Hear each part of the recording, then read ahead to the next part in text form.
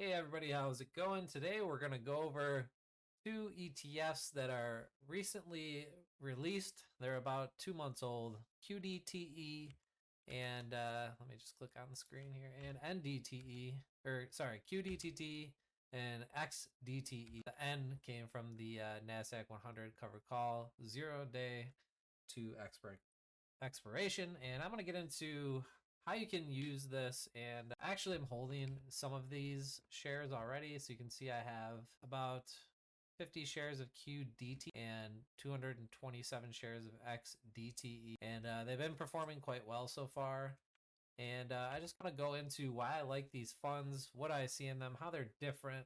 And at the end, we'll go over a potential scenario if you were to buy 100 shares of QDTE, what it's going to look like over time if it continues to perform as it has been so far. So these ETFs are a little different products compared to some of the things that have been coming out. This is a strategy where you basically buy or sell options for the day, and you also hold a option that is, if we go to the holding here, basically almost a long dated. This is about 6 to 8 months out. I'm not sure how far out they're holding these, but this is a long call option on the NASDAQ 100. So this is the core holding, and then you can see that 92% of the portfolio is in this. So this probably, I'm not sure if they're in and out of this or if they have a special way to weight this position with their broker. But on top of that, that stays. So that allows them to get upside volatility and price appreciation in the index when the NASDAQ 100 is going up over time. So think about when you see the chart in the morning and there's a gap up because it opened higher, and a lot of times the stocks do that. You're also going to get the downside as well, which I don't hear a lot of people talk about, but you're getting the upside because you're long. So, and I'm sure that they're changing these options out before it gets theta decay and all this stuff, which I won't get into. But on top of that, they're also taking advantage of higher yields in the 0 days to expiration options. So they're running another strategy that takes advantage of volatility using covered calls, and they're long on top of their long options. So you can see they're selling out of the money calls on the index. So, and they're buying those options every day. So pretty interesting. I'm not even sure how many of these they're buying a day.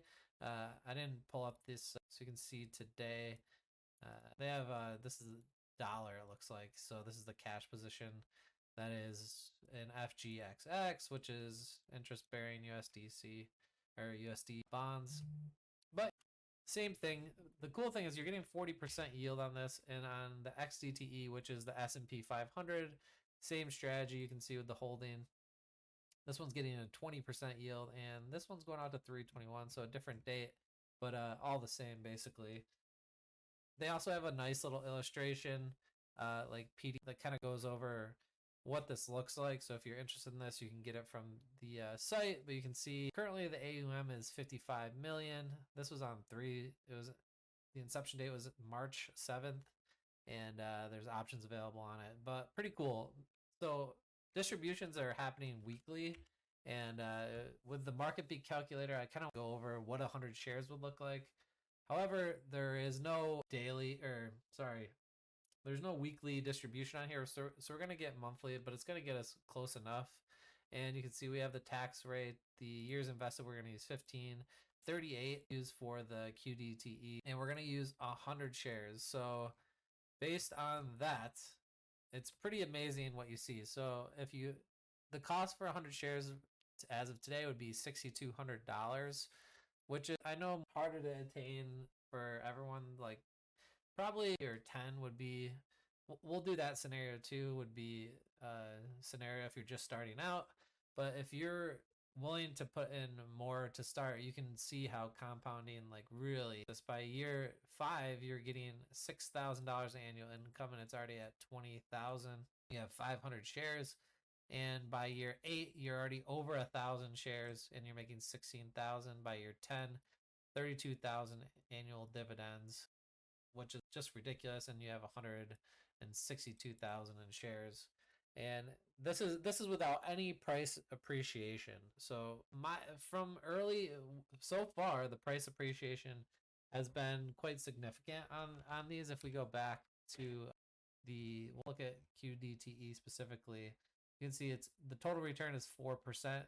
It's had like a price appreciation so far on the index, which is pretty really good so far in my opinion, because it's yes, the Nasdaq has gone up a bit more, but it's seen price appreciation with the index, which is what you want. Sometimes covered calls are capped so much that they don't get to see the upside.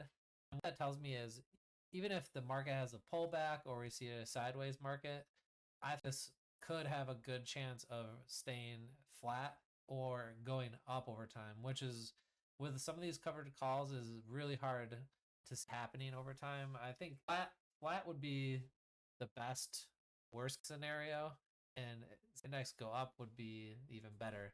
But after years with just a 6,000 investment, if this was to stay flat, you don't know if that's going to happen, of course.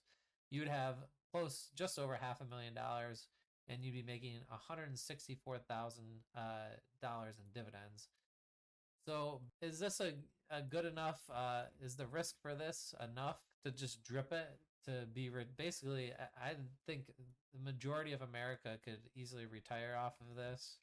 I think this is one of the better things I've seen come out. I know that the history is still early on this, so we'll have to watch it and relook at it as it comes up. But let's say we do 25 years with 10 shares and see exactly what it does, because this is going to start you off with an even smaller, with a 600. Say you were to put $600 in, and we'll go down to 10 years. We're at 10,000. $3,000 a year. That's pretty good after 10 years. After 20 years, it's really going to see some compounding. And we're at 300,000 with 83,000 a year. At 25, I mean, past that. So blue past where we were at the 15,000. So if you have 25 years, even taking a small amount of shares in this and reinvesting to add to a portion of your portfolio would be, I think I like it. That's my opinion. It's not advice, but I like it for like these for what they are. I know that SPY is a smaller yield. I think it was 20. Let's go back and see. I think it was saying 26%. So we'll run that too to see what the difference is. And I think we have to put a different price in here. The current index price for this does it have it on here or do we have to look it up? We'll use 53.44.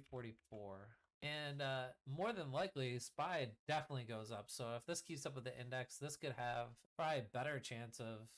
Oh, it doesn't look like it actually, because the yield is about half. So, but let's say after 25 years here, you're making $30,000 a month here. But let's say you added this doesn't increase, but let's say you can expect a 2% share price appreciation over that time, which would make a big deal, I think. Wait, would that go down? Expected annual share price. Must be broken. I don't know why that shouldn't do that. Well, this thing is broken, so I don't know why we got that, but still, either way, we'll turn it back to 0. You're still seeing some really good growth in this one. This definitely, I think this one would be more conservative just because the yield is lower and the volatility is lower than the Nasdaq, which is why you see higher yields in that version over the SPY version. But overall, I think this is also a really good ETF, and I like it also. This is just more conservative and will grow slower.